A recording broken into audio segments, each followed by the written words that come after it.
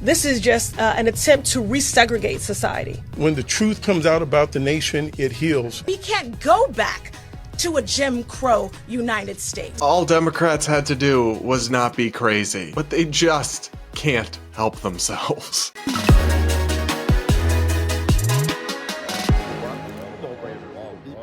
Up first, like I mentioned, we got to check in with the extreme progressive wing of the Democratic Party, embodied by folks like Ayanna Pressley, a Massachusetts congresswoman who decided that the best way to respond to Trump and offer America an alternative to kind of the chaotic or potentially divisive approach of the Trump administration is to offer up a sensible, moderate, normal just kidding. They are doing the opposite of that and bringing up, of all things, legislation advancing slavery reparations, trillions of dollars of spending on cash reparations to descendants of slaves paid for by everyone else. You know, just one of the most controversial and divisive policies imaginable.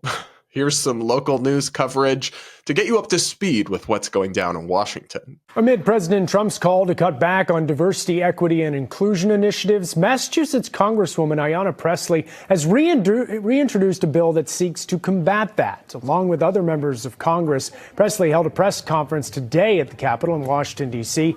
to revive the historic reparations legislation. Now, that bill aims to study and propose restitution for slavery and racial discrimination. Congresswoman Pressley says it's a critical time to push for this bill.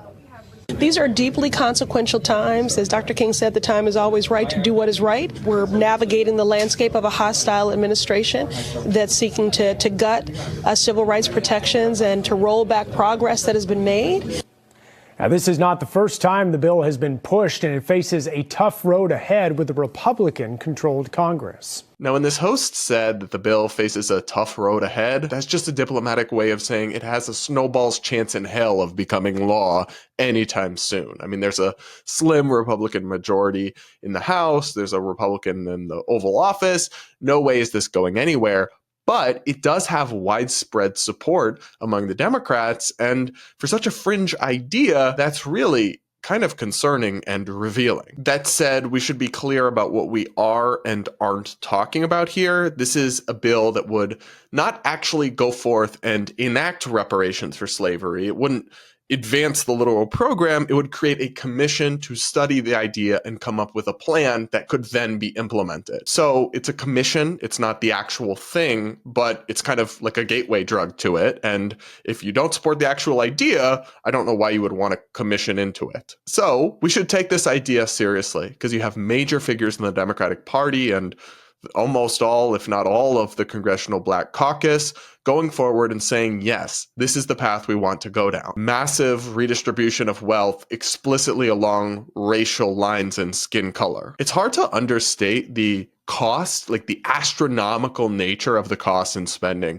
that we're talking about here. I looked at a couple estimates and many of them came in at something like $14 trillion. That would pay every Black American roughly $350,000. And when you try to figure out what that would average to per taxpayer, it comes out to like, just roughly estimating here, like $91,000 from every taxpayer. But even that's an underestimate because that's including Black taxpayers who presumably wouldn't be taxed to pay for their own reparations. That wouldn't make much sense. Then again, nothing about the proposal makes sense. What do you do with people who are mixed race, who have both slave owner and slave ancestors? What do you do about people whose ancestors moved here after slavery ended? What do you do about Black people who immigrated here after slavery or after slavery, but still during Jim Crow? It's like the whole thing would be an absolute mess and chaos to figure out and administer, but we're not supposed to ask questions. We're just supposed to go along with racial justice. Take a listen to Ayanna Pressley, the Democratic Congresswoman,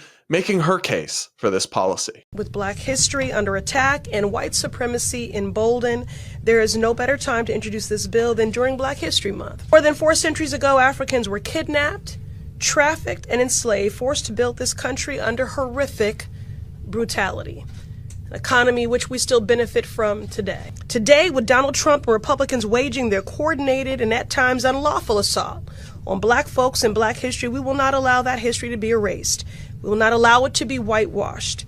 H.R. 40 is a powerful reminder of the work that remains and offers us a pathway toward truth, reconciliation, and accountability. This is a pragmatic policy that is fundamentally about repairing harm and building a more just America. Every day, the progress that we have fought for, the gains that have been made, are under assault and being rolled back. Donald Trump and his co-president Elon Musk and their enablers in Congress and the courts are working overtime to strip away our rights, from gutting affirmative action, dismantling voting rights, to attacking diversity, equity, and inclusion initiatives that benefit Black folks and everyone who calls this country home. We are in a moment of anti-Blackness on steroids, and we refuse to be silent. We will not back down in our pursuit of racial justice. So if they are working actively to dismantle and to defund diversity, equity, and inclusion initiatives across all agencies, that has nothing to do with meritocracy. This is just an attempt to resegregate society. And so if folks are going to be emboldened in white supremacy and in anti-Black policies, I think all the more that we are especially strident in being unapologetically Black. There's a lot there to unpack, to discuss, to dissect, because she actually just suggested that if you're opposed to DEI policies or any of the identity politics run amok stuff and just want to go back towards equality, non-discrimination, meritocracy, you're bringing back segregation, you're trying to rev up Jim Crow 2.0. Girl, no. That's crazy. That's a total straw man of everything critics of DEI believe and want to do. Maybe you could find a few crazy people out there who would want that, but that is not all or most or even a significant portion of people. And I guess I just really don't buy this notion that Black history is under attack in America. I mean, I know they stopped celebrating it in like the military and a couple other things, but people still celebrate Black History Month. Trump put out a proclamation. Schools teach all about Black history. Like, I just don't get what they're talking about with this. And are we in a moment of anti-Blackness on steroids? I don't really think so. That said, I will say, I find the horrific history of slavery and racial segregation in this country really mortifying and honestly sombering to think about. And I honestly do think at the time there should have been reparations. People who were slaves should have been compensated for the atrocities committed against them by the people who did them, right? Confiscate wealth from slave owners, from plantation owners, and compensate these people for the horrors that were done to them. That is fair. That is common sense. And the fact that that didn't happen is a real stain on our history. But this conversation about reparations, I think they do a real disservice when they tie it into partisan hysteria about like Trump bringing back segregation or whatever, and issues like DEI or affirmative action, which many people don't support for totally non-racist reasons, and which even many people of color don't support. And the idea that going back hundreds of years later and taxing punitively and confiscating wealth from people who never owned slaves, whose parents never owned slaves, whose grandparents never owned slaves, whose great-grandparents probably never owned slaves, to compensate people who were never slaves, whose parents weren't slaves, whose grandparents weren't slaves. The idea that that is pragmatic, let alone all the unanswered questions like what about mixed race people, what about immigrants, what about all sorts of kinds of people who don't fit neatly into this box? And the moral questions about punishing people for their ancestry, how any of that can be viewed as pragmatic policy is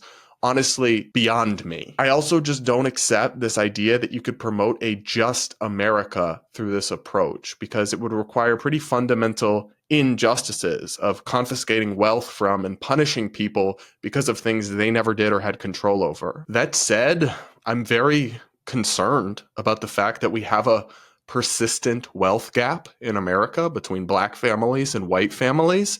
And I think we can take focused steps to try to ameliorate that over time. But the answer has to be things like expanding the quality of education and opportunity that people have in low-income Black families and those kinds of things, not confiscating wealth and redistributing it along racial lines. I can't think of a better way to blow up society than that. But it wasn't just Ayanna Pressley. There was a whole cohort of Democratic members of Congress from the Congressional Black Caucus who got up there with their full-throated support for this plan and frankly said some very crazy things. Take a listen to this second clip. Black excellence scares Donald Trump. White supremacy is rampant in this country. Just look at the current administration and our own legislative body. And why do I support H.R. 40?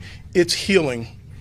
When the truth comes out about the nation, it heals. When there's reparation, when there's been repair for the atrocities of slaveries and all of the ills that happened, this is the solution. We're going to bring this bill to the floor and we'll be able to show who really cares about this country. I'm so proud of the Congressional Black Caucus and our willingness to stand up in a time where Black erasure, Latino erasure, Native American erasure, Asian American erasure, LGBTQ erasure is the agenda du jour. It took us 346 years to get from 1619 to 1965 when we had our voting rights fully restored. And now Mr. Trump has blown that away. So we're saying we can't go back any further. We can't go back to a Jim Crow United States. We cannot go back to an apartheid United States. This commission will not only provide recommendations, but will push for public policies on the state, local, and federal level that ensures and enshrines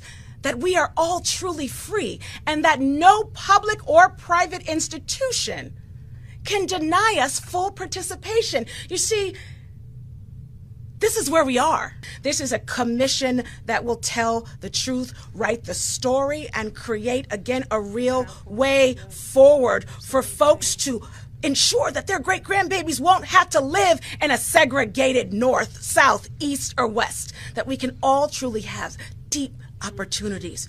I'm sorry. What? Do these members of Congress actually think that Trump and Republicans are trying to take Black people's right to vote away? Trying to resegregate America? I mean, one of the members of Congress then just said that they need this commission to make sure that their grandchildren don't grow up in a segregated country. What? Nobody's trying to do that. That's not a thing.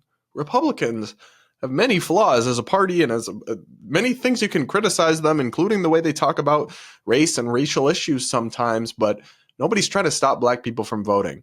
Nobody's trying to resegregate society. Ironically, the ones pushing some form of segregation, like self-segregation in terms of affinity groups and all that, is the DEI advocates. They just lose me with this kind of hysteria and, frankly, delulu. It's like hard to take anything they're saying seriously about other stuff like the policy about the commission or the reparations when they're just like totally out of touch with reality, when they're just peddling a narrative of fear porn and alarmism that's divorced from basic facts. And I really didn't appreciate the congresswoman who said, we'll be able to tell who really loves this country based on how they vote on this commission.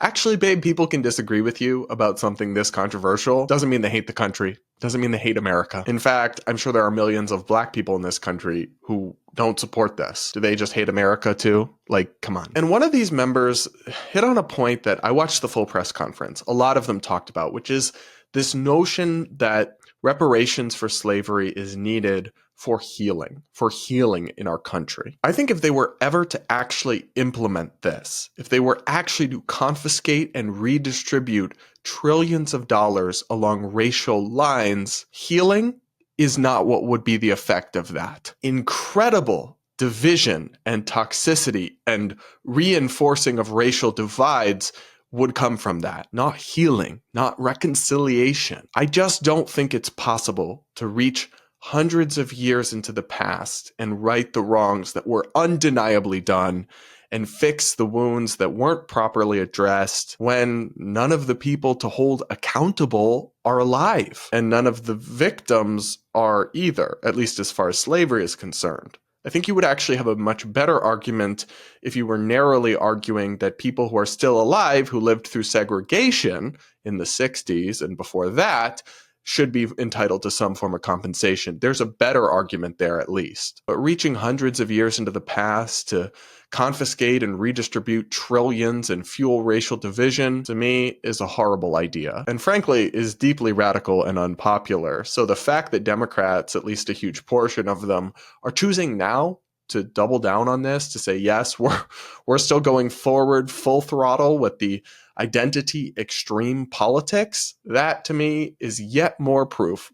Another document in my file cabinet of reasons and evidence that the Democrats are learning nothing and are going to continue to make the same mistakes. But what do you guys think? Do you agree with reparations, or do you find it as kind of mad as I do? Let me know in the comments, and do hit that like button while you're at it, and make sure you're subscribed if you aren't yet.